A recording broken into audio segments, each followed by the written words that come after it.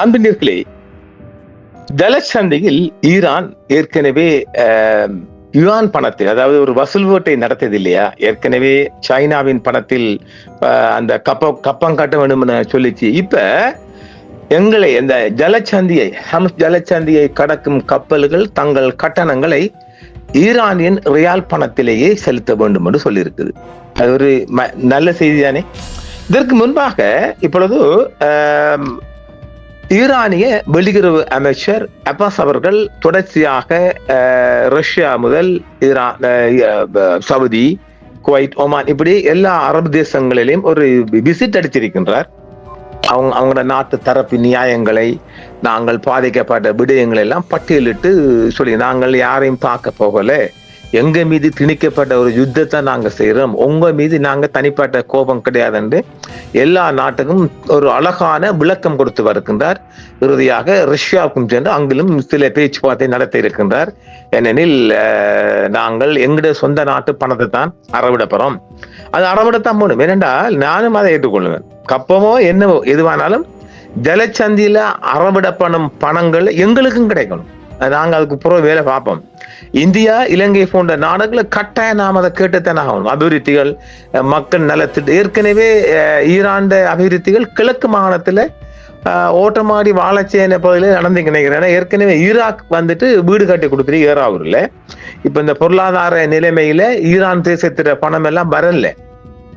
இப்பொழுது இது ஜலச்சந்தியில எடுக்க போற பணம் உலகத்தில் 1ஆம் நம்பர் பணக்கார நாடாக ஈரான் மாறப்போகின்றது. அந்த நிலைமையில நாம உத்தியோகபூர்வமாக சில கோரிக்கை எல்லாம் முன்வைக்கத்தான் போறோம். எங்க நாட்டுக்கிட்ட கப்பம் அறவிடக்கூடாது, எங்க இலங்கை, இந்தியா போன்ற கப்பல்களுக்கு நீங்க பணம் அறவிடவே கூடாது என்று நாங்க ஒத்த காலில் நிற்பதும், எங்களுக்கான மக்கள் நலன்கரு அபிவிருத்தி திட்டங்கள் கொடுக்கப்பட வேண்டும் என்றதை நாங்க முன்வைக்கத்தான் போறோம். அது காலங்களையும் அதற்கு முன்பாக இப்பொழுது அது வசூல் வீட்டில் இறங்கிட்டு அது வசூல் எடுக்கத்தான் போகுது. நான் ஏற்கனவே சொல்ல முடியல, 2 மில்லியன் அமெரிக்க டாலர்ண்டா ஈரான் டாலர்ல பார்த்தோம்னா அப்படியே ஒரு 5 அடிக்கு நீளும். அந்த மாதிரி ரியால்ல மதிப்பெல்லாம் கிடக்குது. இப்ப அந்த அவங்களோட பணத்தை உலக மதிப்பீட்டுக்கு கொண்டு போறாங்க. அதாவது ஈரான் நாட்டு நாணயமான ஈரானியன் ரியால மதிப்பினை உயர்த்தவும், ஒரு இன்டர்நேஷனல் ரீதியான வர்த்தகத்துல அமெரிக்க டாலருக்கு ஆதிக்கத்தை குறைச்சிட்டு ஈரான் பணத்தை முன்னிறுத்ததுக்கு நல்ல ஒரு ஆலோசனை கொடுக்கப்பட்டிருக்குது. சூப்பர், வாழ்த்துக்கள். வாங்கல். இன்றைய திங்கட்கிழமை மாலை செய்தியாக உங்களுக்கு செவ்வாய்க்கிழமை காலை செய்தியாக தரப்போகின்றோம். உலக பரப்பில் இந்த ஒரு விடயம் பரபரப்பாக பார்க்கப்படுகின்றது. என்னடா திடீர்ல ஈரானிய ரியால கேட்கறாங்கன்னு வாருங்கள், அந்த செய்திக்குள்ள போய் பார்த்துருவோம். வணக்கம். நம்ம புதிய அப்டேட்டும் அதிரடி செய்திகளும் உடனுக்குடன் பெற இப்பவே நம்ம வாட்ஸ்அப் சேனலை ஃபாலோ பண்ணுங்க. ஃபாலோ பண்றது எப்படி? இந்த வீடியோ டிஸ்கிரிப்ஷன்ல இருக்கிற லிங்கை கிளிக் பண்ணுங்க. நேரடியா சேனலுக்கே போயிடலாம். அதுக்கு பிறகு ஃபாலோ பட்டனை கிளிக் செய்யுங்க.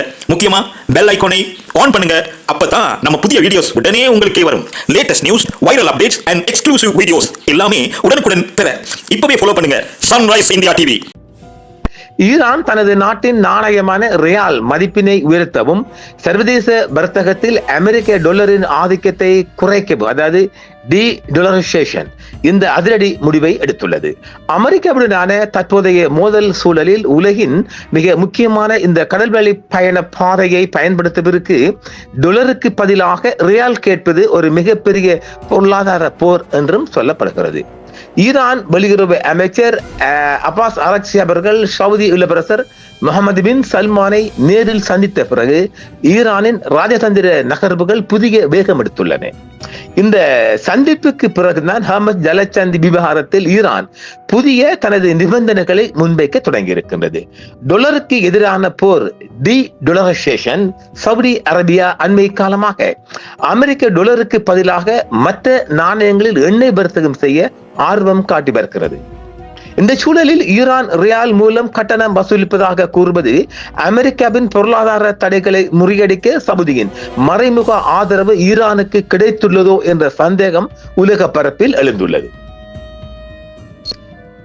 சவுதி இளவரசுடன் நடந்த பேச்சுவார்த்தையில் ஹர்மஸ் ஜலசந்தியை மீண்டும் கடப்பது, திறப்பது மற்றும் அணுசக்தி பேச்சுவார்த்தைகள் பற்றி விரிவாக விவாதிக்கப்பட்டிருக்கின்றது. பாகிஸ்தானில் நடந்த அமெரிக்க ஈரான் அமைதி பேச்சுவார்த்தைகள் தோல்வியடைந்ததை தொடர்ந்து ஈரான் இப்போது சவுதி மற்றும் ரஷ்யாவின் ஆதரவுடன் ஒரு புதிய மாற்று வழியை உருவாக்கி வருகிறது. சவுதி இளவரசர் சல்மானை சந்தித்த பின்னர் ஈரான் ஒரு தற்காப்பு நிலையில் இருந்து மாறி இப்போது ஒரு புதிய ஆக்கிரமிப்பு பொருளாதார நிலைப்பாட்டை எடுத்துள்ளது. ஹார்முஸ் கடல் பாதையில் ரியால் மூலம் கட்டணம் வசூலிப்பது என்பது அமெரிக்காவுக்கு ஈரான் விடுக்கும் நேரடி சவாலாகும் என்றும் ஈரான் தெரிவித்துள்ளது. இந்த மாற்றத்தை நாம் வரலாற்று சிறப்புமிக்க ஒரு ராஜதந்திர நகர்வு என்றுதான் பார்க்க வேண்டும். நீண்ட காலமாக எதிரிகளாக இருந்த சவுதி அரேபியாவும் ஈரானும் தற்போது ஒரு புதிய இணக்கமான உறவை நோக்கி நகர்ந்துள்ளது. சவுதி இளவரசர் முகமது பின் சல்மான் இப்போது அமெரிக்காவையே முழுமையாக நம்பியிருக்க விரும்பவில்லை என்றும் ஈரானுடன் அமைதி நிலவினால் சவுதி பொருளாதார திட்டங்களை விஷன் 2030 நிம்மதியாக செயல்படுத்த முடியும் என அவர் கருதுகிறார். அதேபோல் ஈரான் தனது மீதான பொருளாதார தடைகளை சமாளிக்க சவுதியுடன் நட்பு அவசியம் என உணர்கிறது.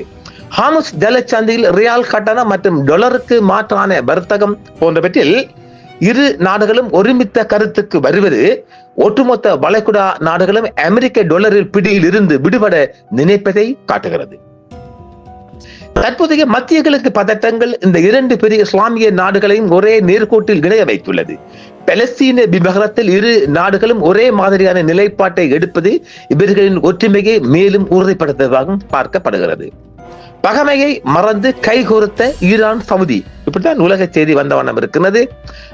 அதாவது இளவரசர் சல்மான் அரக்சி அவர்கள் சந்திப்பு அமெரிக்காவுக்கு கலக்கத்தை ஏற்படுத்தும் இஸ்லாமிய நாடுகளின் ஒற்றுமை, பொருளாதார போரில் புதிய கூட்டணி, ஈரானின் ரியால் திட்டத்துக்கு சவுதியின் மறைமுக ஆதரவா என்றெல்லாம் செய்திகள் வெளிவந்த வண்ணம் இருக்கிறது.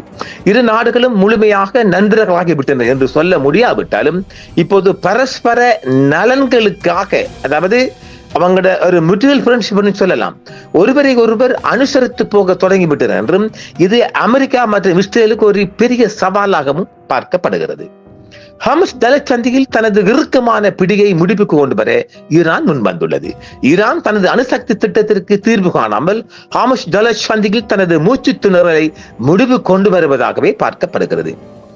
ரஷ்யாவுக்கு விஜயம் செய்த அந்நாட்டின் வெளியுறவு அமைச்சர் அப்பாஸ் இஸ்ரேல் மற்றும் அமெரிக்காவுக்கு எதிரான போர் தொடர்பாக மாஸ்கோவுடன் ஆலோசனை நடத்த ஒரு வாய்ப்பு வந்துள்ளதாக சொல்லப்படுகிறது. அமெரிக்கா தனது முன்மொழிவின் ஒரு பகுதியாக நாட்டை முற்றுகையிடுவதை நிறுத்த வேண்டும் என்றும் ஈரான் விரும்புகிறது. மூடிய கதவு பேச்சுவார்த்தைகள் குறித்து விவாதிக்க பெயர் தெரியாத நிலையில் பேசிய இரு அதிகாரிகளும் தெரிவித்துள்ளனர். பாகிஸ்தானால் அமெரிக்காவிற்கு அனுப்பப்பட்ட இந்த புதிய முன்மொழிவை அமெரிக்க அதிபர் டொனால்ட் ட்ரம்ப் அவர்கள் ஆதரிக்க வாய்ப்பில்லை என்றும், ஏனெனில் ஹார்முஸ் ஜலசந்தியை மீண்டும் திறப்பதற்கும் போர் நிறுத்தத்தை நிரந்தரமாக்குவதற்குமான ஒரு முழுமையான ஒப்பந்தத்தின் ஒரு பகுதியாக ஈரானின் அணுசக்தி திட்டத்தை முடிவுக்கு கொண்டு வர அவர் விரும்புகிறார். அனைத்து அதிகாரங்களும் எங்கள் கையில் உள்ளன என்றும், அவர்கள் பேச விரும்பினால் எங்களிடம் வரலாம் என்றும், எங்களை அழைக்கலாம் என்றும் நேற்று ஞாயிற்றுக்கிழமை ஃபாக்ஸ் நியூஸ் சேனலிடம் அமெரிக்க அதிபர் பேசியிருக்கின்றார். ஹார்முஸ் ஜலசந்தியை கடக்கும் கப்பல்களில் ரியால் நாணயத்தில் கட்டணம் வசூலிக்கப்படும் என்றும் ஈரானிய நாடாளுமன்ற உறுப்பினர் தெரிவித்திருக்கின்றார். பாரசீக வளைகுடாவில் உள்ள ஹார்முஸ் ஜலசந்தி வழியாக எதிர்காலத்தில் கப்பல்கள் செல்வதை ஒழுங்குபடுத்துவதற்காக ஈரானிய நாடாளுமன்றத்தில் தயாரிக்கப்பட்டு வரும் ஒரு தீர்மானத்தின்படி அந்த முக்கியமான நீர்வழிப்பாதை வழியாக செல்ல அனுமதிக்கப்படும் கப்பல்கள் ஈரானிய ரியால் நாணயத்தில் சுங்க கட்டணம் செலுத்த வேண்டும் என்று தீர்மானம் எடுக்கப்பட்டிருக்கின்றது. ஹார்முஸ் ஜலசந்தி வழியாக செல்லும் கப்பல்களுக்கு சுங்க கட்டணம் வசூலிப்பது நாடாளுமன்றத்தில் தயாரிக்கப்பட்டு வரும் 11 அம்சங்கள் கொண்ட தீர்மானத்தின் ஒரு பகுதியாகும் என்று நாடாளுமன்றத்தின் தேசிய பாதுகாப்பு மற்றும் வெளியுறவு கொள்கை குழுவின் தலைவர் இப்ராஹிம் அஜிஜி என்று தெரிவித்திருக்கிறார் திங்கட்கிழமை. இந்த தீர்மானம் தனது குழுவில் விவாதிக்கப்பட்டு இறுதி செய்யப்பட்டுள்ளதாகவும், ஈரானிய நாடாளுமன்றத்தின் பிரதான அவையில் நடைபெறும் வாக்கெடுப்பில் அங்கீகரிக்கப்பட்டவுடன் அது சட்டமாக மாறும் என்றும் அஜிஜி தெரிவித்திருக்கின்றார். இஸ்லாமிய புரட்சியின் தலைவர் அயதுல்லா சையத் மொஜ்தபா கமெனி கடந்த மாதம் வெளியிட்ட ஒரு ஆணையில் அடிப்படையில் இந்த தீர்மானத்தின் சில புத்திசாலித்தனமான மற்றும் நன்கு பரிசீலிக்கப்பட்ட நடவடிக்கைகள் அடங்கியுள்ளன என்றும் அவர் கூறினார். அந்த ஆணையில் ஹாமஸ் ஜலச்சந்தில் ஈரான் ஒரு புதிய ஆட்சி முறையை அறிமுகப்படுத்த வேண்டும் என்றும் கூறப்பட்டிருக்கிறது. இஸ்ரேலிய ஆட்சிக்கு சொந்தமான அல்லது அதுடன் தொடர்புடைய கப்பல்கள் கடந்து செல்வதற்கு முழுமையான தடை விதிப்பது, அத்துடன் விரோத நாடுகள் மற்றும் அவற்றின் துணை அமைப்புகளுடன் தொடர்புடைய கப்பல்கள் செல்வதற்கு கட்டுப்பாடுகள் விதிப்பது ஆகியவையும் இந்த நடவடிக்கையில் அடங்கும் என்றும் அஜிஜி தெரிவித்திருக்கின்றார். மேலும் கடந்த ஆண்டுகளில் ஈரான் மீது பொருளாதார தடைகளை விதிப்பது அல்லது வெளிநாட்டு வங்கிகளில் உள்ள அதன் நிதிகளை முடக்குவது உள்ளிட்ட வழிகளில் நிதி இழப்பை ஏற்படுத்திய அனைத்து நாடுகளும் ஹாமஸ் ஜலசந்தி வழியாக செல்லும் தங்கள் கப்பல்கள் செலுத்தும் சுங்க கட்டணங்கள் மூலம் ஈரானுக்கு இழப்பீடு வழங்க வேண்டும் என்றும் இந்த தீர்மானம் கோருகிறது அவர் தெரிவித்திருக்கின்றார். ஜலசந்தியிலிருந்து செயற்படும் நிதி வருவாய் ஈரானிய ரியாலில் செலுத்தப்பட வேண்டும் என்ற தீர்மானத்தில் நிபந்தனை விதிக்கப்பட்டுள்ளது என்றும் அவர் தெரிவித்திருக்கின்றார். கடந்த பிப்ரவரி மாத இறுதியில் ஈரானுக்கு எதிரான அமெரிக்க இஸ்ரேலிய ஆக்கிரமிப்பின் ஆரம்ப நாட்களில் இருந்து ஹாமஸ் ஜலசந்தி வழியாக போக்குவரத்து மீதான தனது கட்டுப்பாட்டை ஈரான் தொடர்ந்து அமல்படுத்தி வரும் சூழலில் இந்த தீர்மானம் வந்துள்ளது. பாகிஸ்தானின் மத்தியஸ்தத்தில் ஏற்பட்ட போர் நிறுத்தத்தை தொடர்ந்து ஏப்ரல் மாத தொடக்கத்தில் ஆக்கிரமிப்பு முடிவுக்கு வந்த போதிலும் ஈரான் அந்த ஜலசந்தியின் மீதான தனது கட்டுப்பாட்டை தக்க வைத்துக் கொண்டுள்ளது என்றும் தெரிவிக்கப்படுகின்றது. ஆக ஈரான் விட்டுக் கொடுப்பதாக இல்லை. ஜலசந்தியில் புதிய சட்டத்தை இன்று அமல்படுத்த போகின்றது. எதிர்வரும் காலங்களில் ஈரானியன் ரியால் கட்டணம் மிகப்பெரிய ஒரு போட்டியாக வரலாம் என்றும் பார்க்கப்படுகின்றது. வளைகுடா முழுவதும் ஈரானிய ரியால் சுற்ற போகிறது. உலக தரத்தில் அது ஒரு மதிப்புமிக்க நாணயமாகவும் எதிர்பார்க்கப்படுகிறது. பார்ப்போம் வரும் காலங்களில் என்ன நடப்புகள் என்பதை மீண்டும் மற்றொரு காணொளியில் சந்திப்போம். வணக்கம். நம்ம புதிய அப்டேட்டும் அதிரடி செய்திகளும் உடனுக்குடன் பெற இப்பவே நம்ம வாட்ஸ்அப் சேனலை ஃபாலோ பண்ணுங்க. ஃபாலோ பண்றது எப்படி? இந்த வீடியோ டிஸ்கிரிப்ஷன்ல இருக்கிற லிங்கை கிளிக் பண்ணுங்க. நேரடியா சேனலுக்கே போயிடலாம். அதுக்கு பிறகு ஃபாலோ பட்டனை கிளிக் செய்யுங்க. முக்கியமா பெல் ஐகானை ஆன் பண்ணுங்க. அப்பதான் நம்ம புதிய வீடியோஸ் உடனே உங்களுக்கே வரும். Latest news, viral updates and exclusive videos எல்லாமே உடனுக்குடன் பெற இப்பவே ஃபாலோ பண்ணுங்க சன்ரைஸ் இந்தியா டிவி.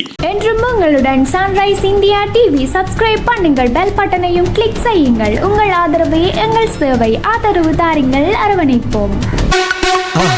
மறக்காம சர்ப்ரைஸ் பண்ணுங்க. தேங்க்யூ.